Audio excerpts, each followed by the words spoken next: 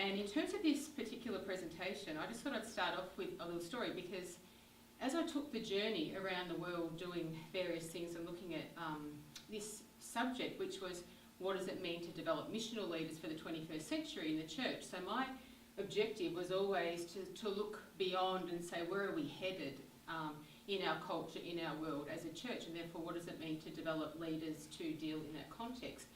And it never occurred to me as I embarked on this project, but it did as I started to return, that I myself was sort of living this project in terms of my own formation and development.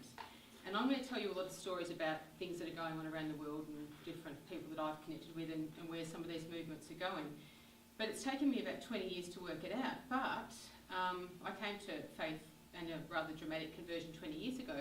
But I actually started off in missional community with some people called Urban Neighbourhoods of Hope, who are now in the UK, Ashanange Barker, who are leading stuff now, amazing stuff in Birmingham in the UK and doing amazing things. But they were my mentors, and they were the people that discipled me when I first came to faith out of a very secular context. So I've realised now that these people were actually they actually had just started doing this work as in their early 20s. I was a similar age. And we were actually doing a lot of this stuff 20 years ago, and I've sort of come away from that and got a little bit caught up in the institution of the church in various institutional roles, and this whole project has really brought me back full circle. And as Jeff knows, we've talked a lot about this, now feeling much more compelled again to be back in that grassroots incarnational ministry again. So it's been an amazing sort of integration for me of my sort of organisational experience in the church, my sort of academic progression, and then coming back again to ministry and tying all those bits together. So it's been a really exciting journey. I like this quote from Rowan Williams. Fresh Expressions prompts the question, what does it take to get us walking in step with Jesus, praying his prayers, living his life as a kind of singing in tune with his eternal relation to his Father? And the reason I put that up is because this is about fresh expressions, and I think in Australia we've become rather confused about what fresh expressions is. It's a dirty word for a lot of people in a lot of circles, and for others a fresh expression can mean just about anything.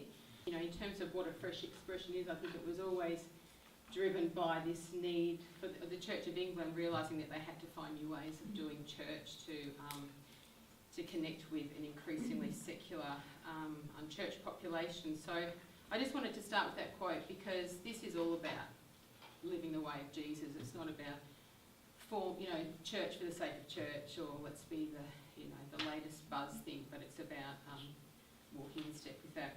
So what we're going to do today is just look at a bit of a scan of what I did as I went around the world, and it is, there's a lot in it, so I'll sort of just go through and then leave some time at the end, and if anybody's interested in any particular aspects, then we could, Andrew, you might want to ask some questions. And I put these couple of lines because really, in terms of the broad scope of everything, there is this thing going on, which is this tension between this attractional church and a missional church.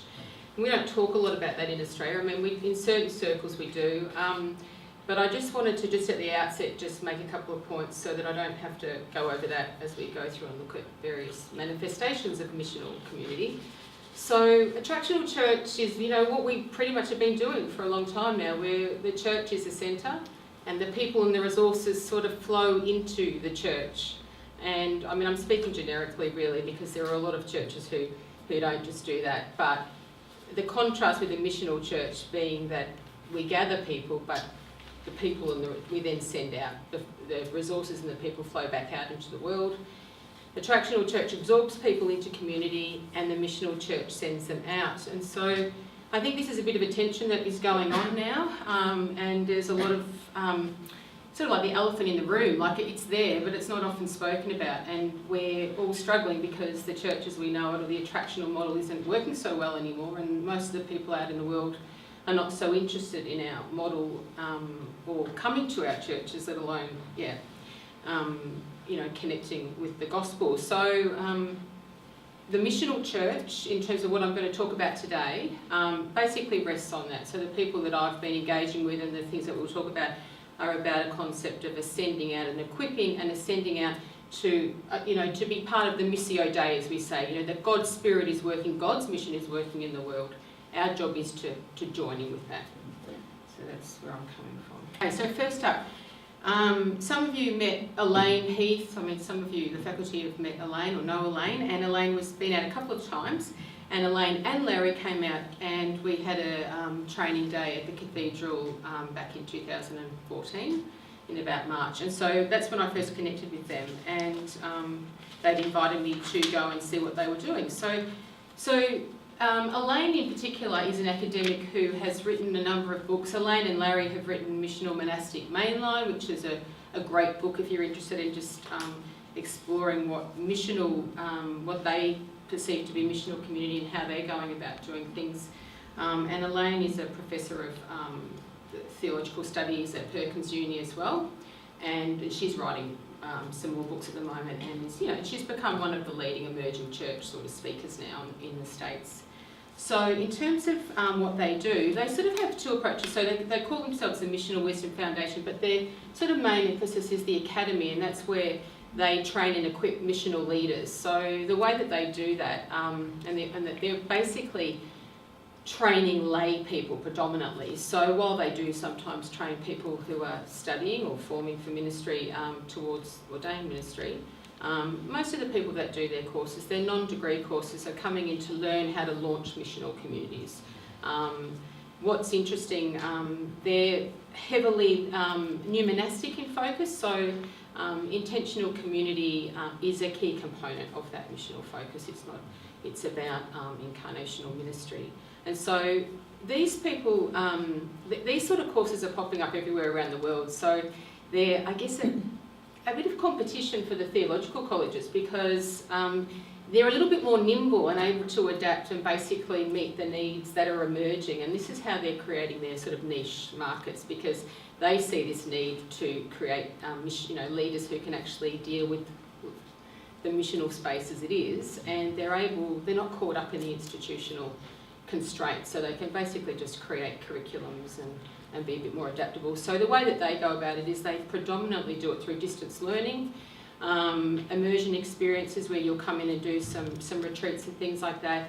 You'll have a spiritual director, ongoing coaching. So this is becoming a really big thing I've noticed in all the courses, is this sort of personal coaching connection. So you're still, following a curriculum, but you actually do that within a local community context. So you've got other peers that you're learning with, and you're applying your learnings all the way through. So it's this constant action reflection, but coaching is a huge part of that. So you'll have a coach that walks with you the whole way through.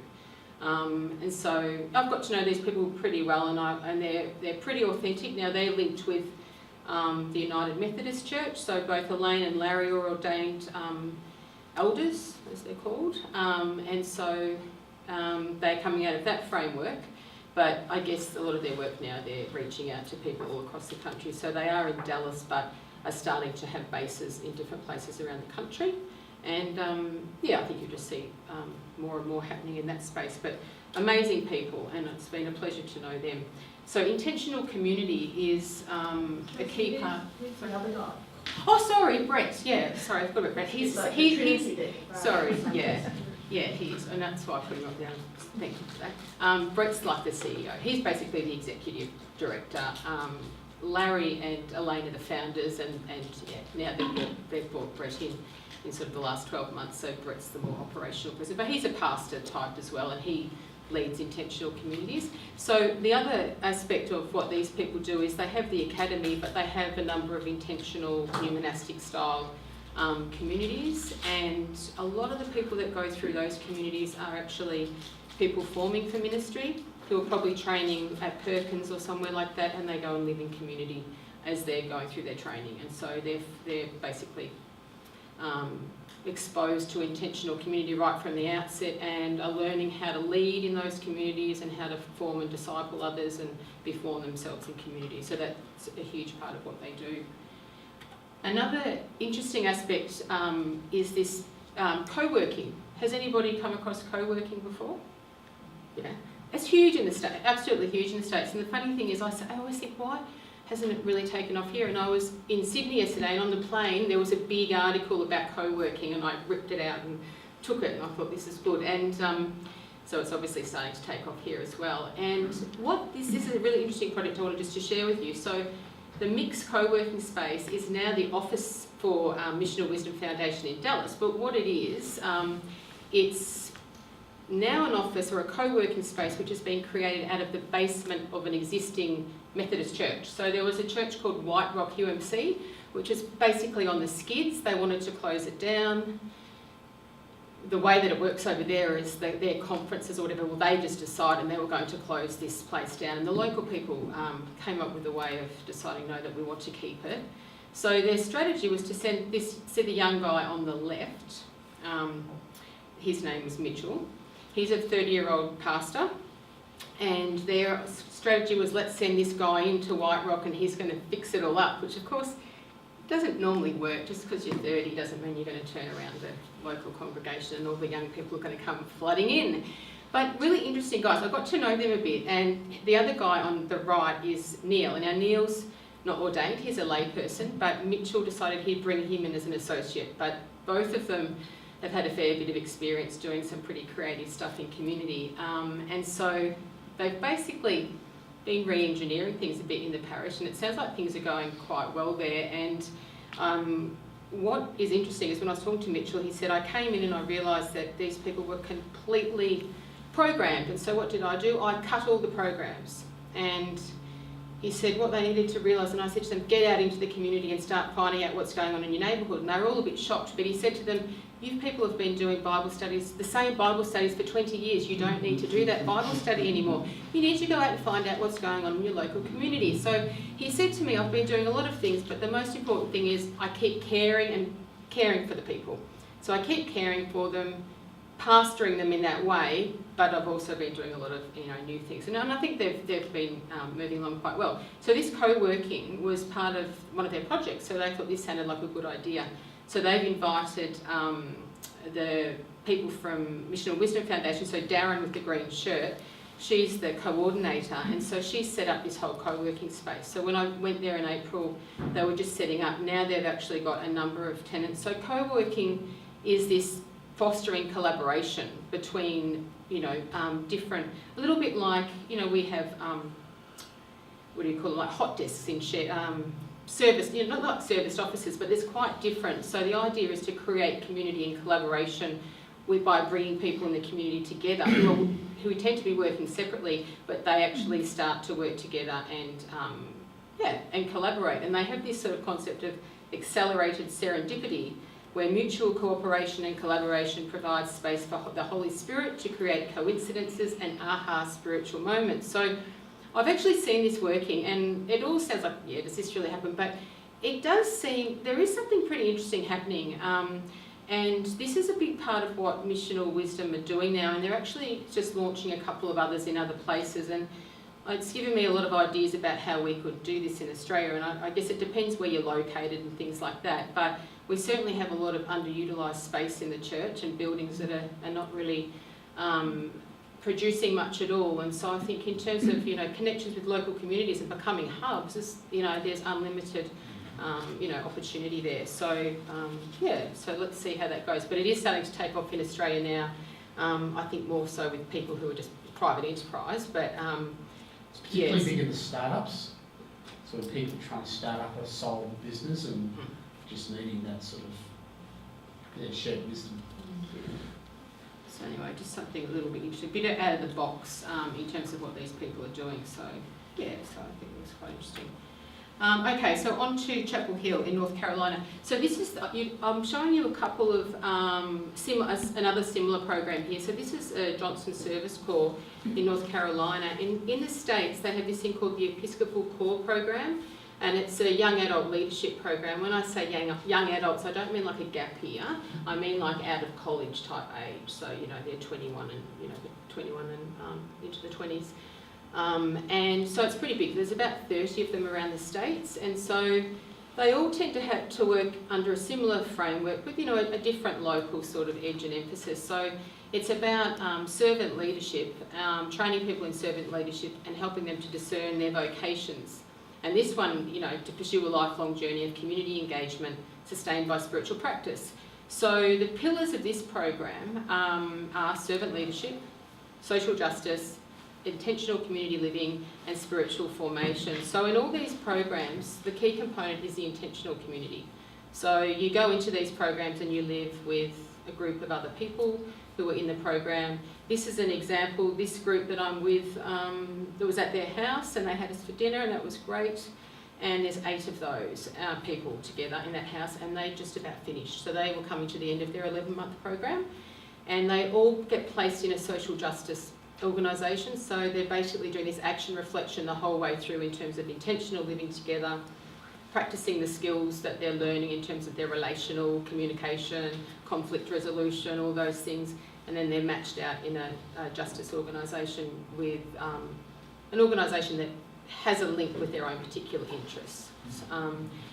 And so when I met with them, I was just blown away by how much they got out of the program. So it was just good to talk to them and ask them what they benefited from. And all of them said that it was the intentional living together which had really been the key factor in, you know, sharpening their communication skills, their ability to deal with others, their self-awareness, all of that stuff. So yeah, I think this is why we're starting to hear again about this business of formation and discipling in community, in relation with others, and you will all heard that before, but I think it's pretty hard to do it on your own. So I think this is just another example of that. So yeah, but really amazing young people too. So okay, up to Boston now. So this is the second program, similar program, quite different. This is a lot bigger, a little bit more established in terms of the breadth of its program and its connections with others, but amazing people. So this photo, they're a group of, they're actually not current interns. They are interns that did the program at some point. So it might have been last year, 2 or 3 years before, but that's actually the staff team now. So if you have a look at the age group of the actual, these are the team, the people leading in the organisation. It's always impressed me as I went around to see the youth and the age bracket of the people leading these, and I could see why they were doing a lot of what they were doing so well and why they could connect with young people.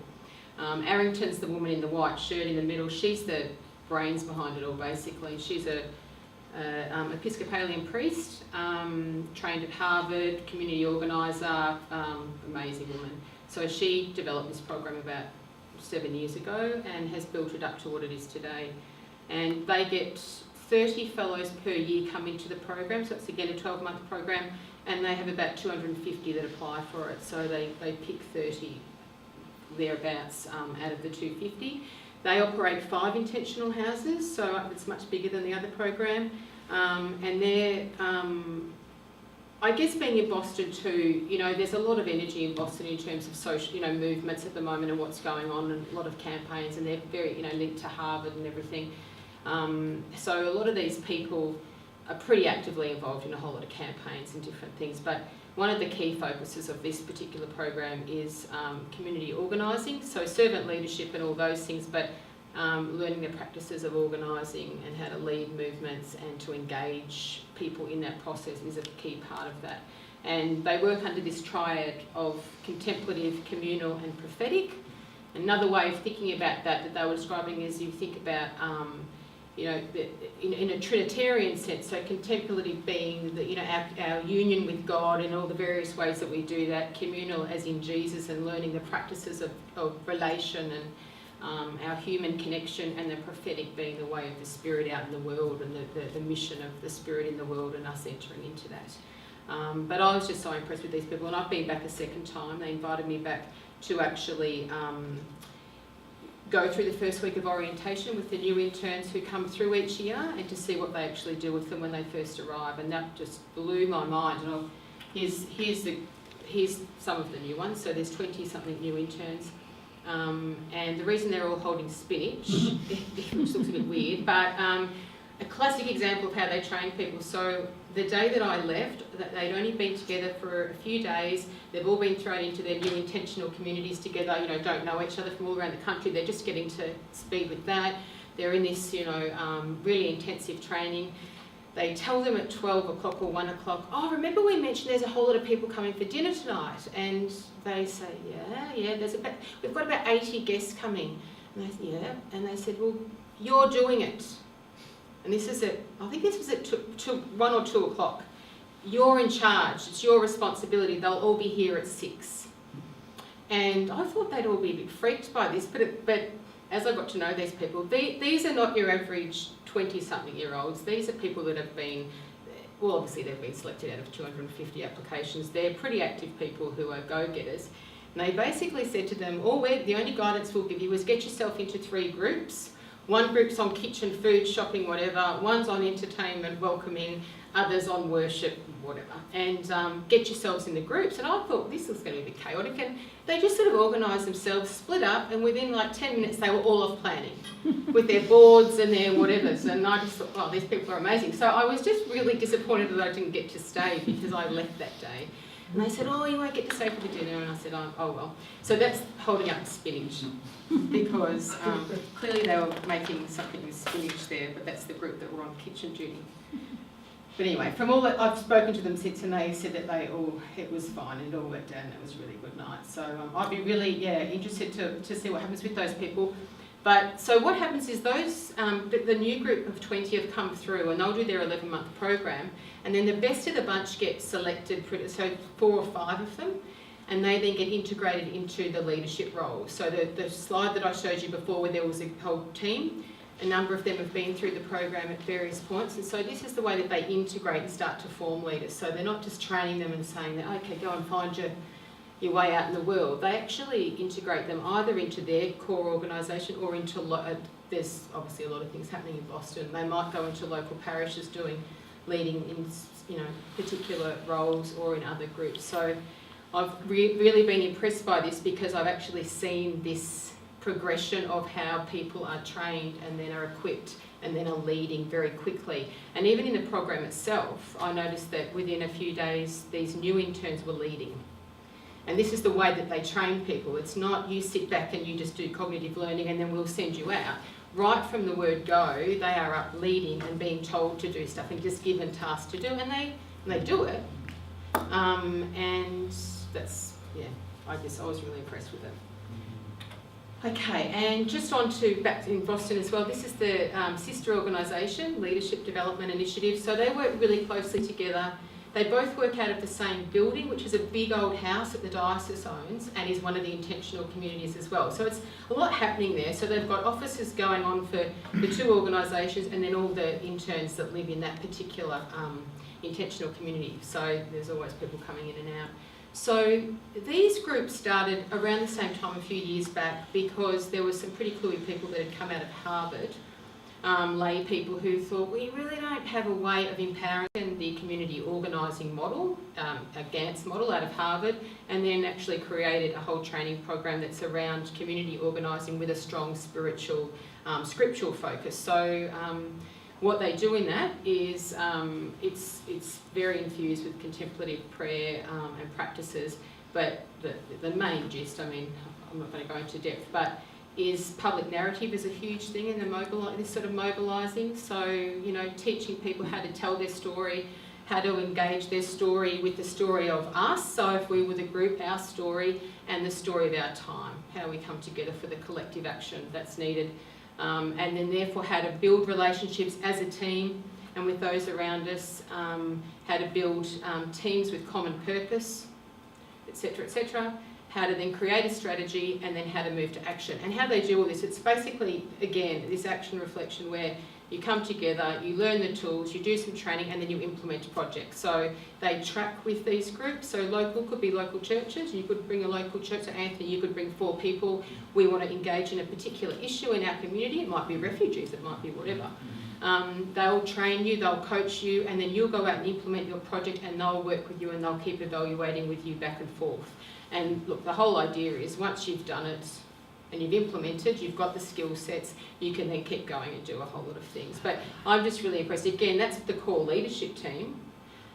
Pretty young. I think the oldest one is 35. You've got on the left Seth, an amazing guy, 25-year-old community organiser, whiz kid. I was just like picking this kid's brain. I couldn't believe, like, he's just so smart, and I was just asking him like how to, just a few little examples of things in Australia, how would I engage in whatever, and he just blew my mind at how and I think this is the thing, I think there's probably a lot of people like this hanging around Boston. You are probably the cream of the cream there, but amazing to see young people who have been, and he's now been picked up and incorporated into the organisation to lead that aspect.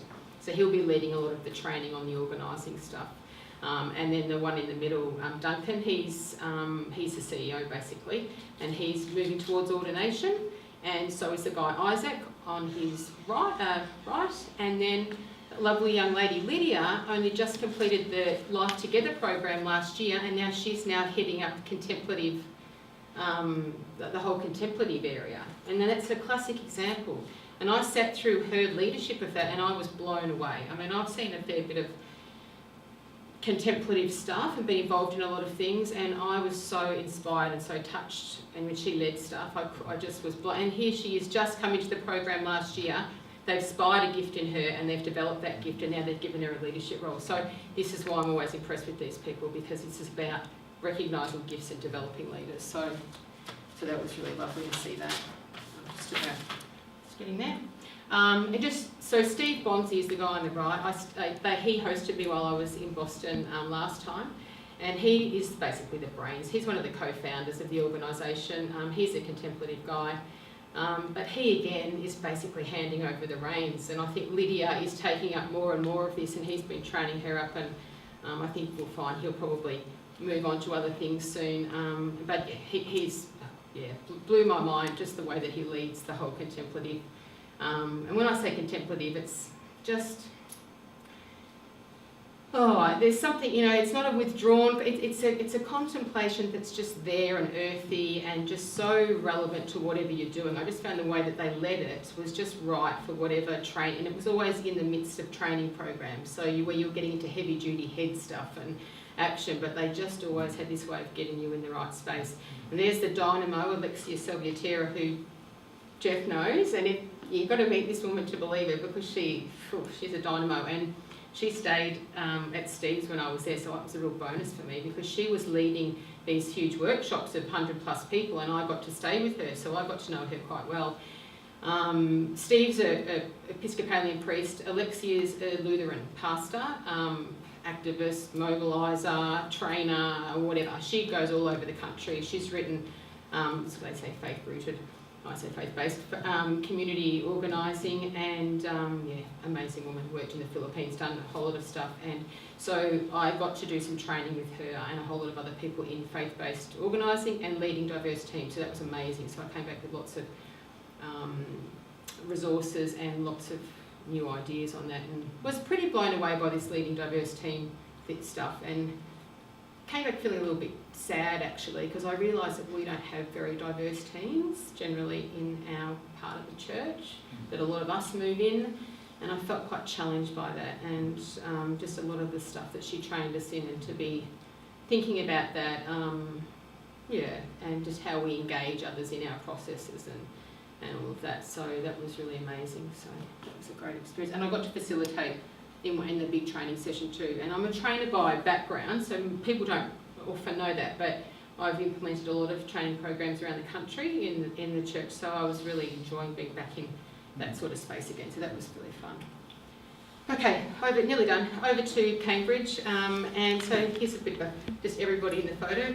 Just quickly go through this, but had a ball. I went to Cambridge, and Dave Mail hosted me, who a lot of you might know who Dave is. Yeah, was a pioneer, led one of the first what they call fresh expressions, the Net Church in the UK.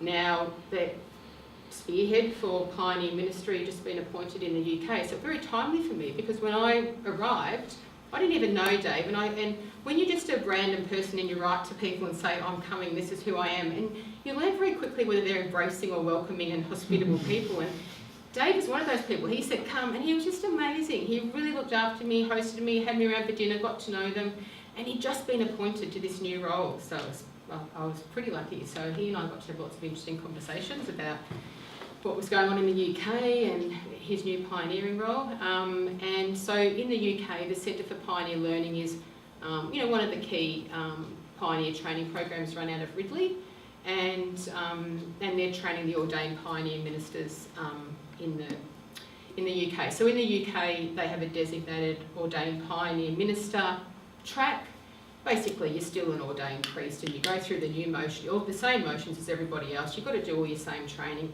but a day a week you go with pioneers and you do a dedicated pioneer course. And so CPL in Cambridge is one of those designated trainers. So these are some of the pioneers that work with Dave. The two guys, there's a couple of girls that are actually doing the program at the moment, and there's the two guys down the bottom who, Andrew on the right and John on the left, and they're ordained pioneers, and I just want to put them in there because they were just a classic story of the different sort of strands of pioneer ministry.